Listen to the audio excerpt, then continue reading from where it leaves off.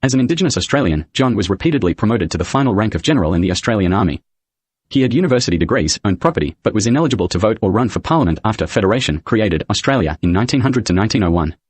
Federation into the nation Australia wasn't all good. Indigenous people were stripped of the right to vote or run for Parliament in the new constitution.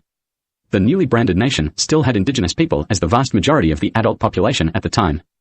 Only a small percentage of adult citizens were eligible to vote afterwards. A complete outrage that was not rectified until a referendum in 1967. Some Indigenous people view Old Parliament House in Canberra as a symbol of that oppressive, belligerently moronic mindset. There were incessant elections and referendums with multiple questions before 1967 to annoy Indigenous people.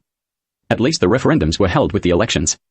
Rumours that all elections since 1967 have been rigged are par for the political course here to procrastinating morons who claim rigging won't stop until something more segregated and racist is in place and Indigenous people are stripped of the right to vote again. They lost that war a long time ago. A remnant of pre-1967 is people who are like vibrating electrical equipment that just do anything to annoy Indigenous people and other Australians as a reflex action when awake and not focused on doing something else that could annoy too in some cases.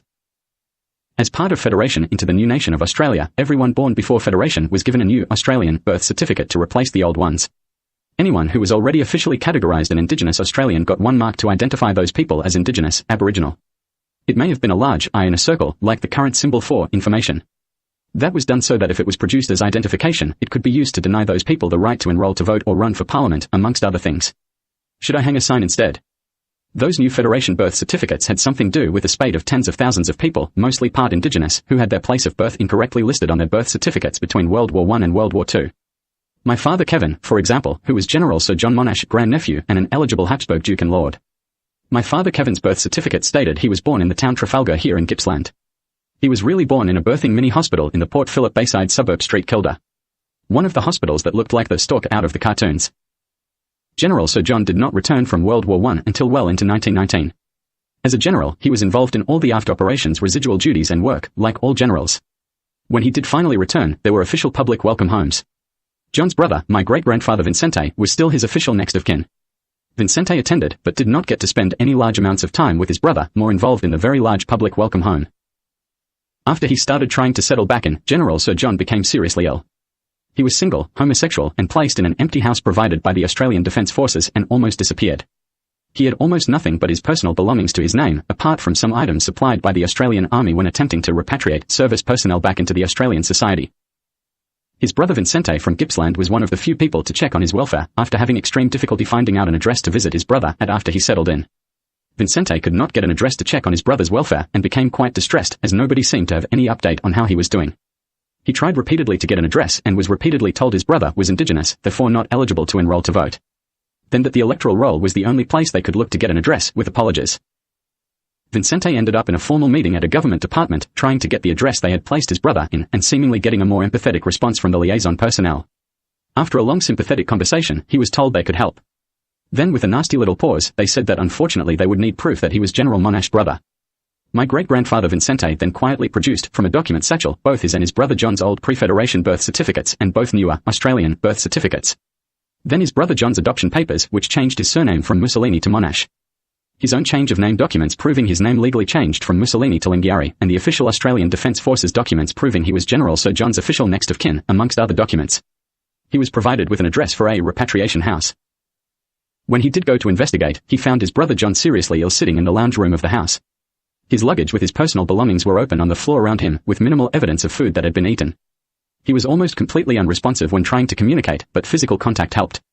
He was clearly unable to cope with daily tasks, which led quickly to his hospitalization in Melbourne after Vicente had arranged a doctor's visit. My direct ancestors Vicente, my great-grandfather, his daughter Myrtle, my grandmother, and some of their relatives were the only immediate family John had when he returned to Australia. My grandmother Myrtle was a teenager when he was hospitalized. Myrtle had two Indigenous parents and was naturally light-skin toned due to being albino. Unfortunately, she was illegally confiscated, or stolen if you like, from her Indigenous parents Vicente and Deborah when she was a child. There was a revolting law passed in the state of Victoria banning half-European children from being able to live at Indigenous reserves, camps, communities, and missions with their Indigenous parent. My ancestors lived in an Indigenous reserve area called Allumby, including Childers, near Yarragon in Gippsland. Myrtle was not half-European, but she had a light skin tones due to being naturally albino, so they just pretended she was half-European and took her with the rest. As a result, she had to use the unnecessary foster care adopted surname Cook when growing up. When Myrtle and her father Vincente were nursing Sir John back to health, she also got to spend a lot of time with her father Vincente when they were with John. There was a lot of hugging and crying. Myrtle helped literally spoon-feed and nurse her uncle Sir John back to health after he was hospitalized, with help from her father Vincente. General Sir John often commented she was like an angel. He needed assistance like from a carer for an extended period of time. She was often with her father Vincente when helping nurse Sir John back to health, the three of them spending a lot of time together when Sir John was recovering.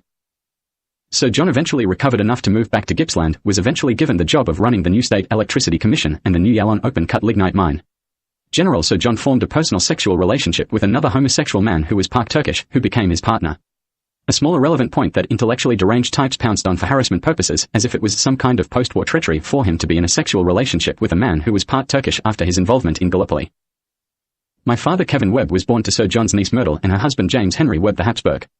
James was the son of Prince Sebastian Habsburg. James was an immigrant to Australia as a citizen of Austria, Hungary, and possibly Scotland via his mother. James Webb, my grandfather, was Emperor Franz Joseph I Habsburg of Österreich-Ungarn, Austria, and Hungary, grandson. Coincidentally, it was my great-great-grandfather Emperor Franz Joseph I's nephew Archduke Franz Ferdinand and his wife being assassinated by the Black Hand, a terrorism group that included Albert Einstein in Serbia that caused the first official declaration of World War I. Strange, but true. One of Einstein's younger half-siblings was involved in the assassinations, allegedly. My father Kevin was born on June 24, 1930. His mother Myrtle took him to visit her uncle Sir John on several occasions when he was an infant. He held him, spoke to him, spent time with him. Myrtle was also listed officially as a next of kin for General Sir John after she turned 18.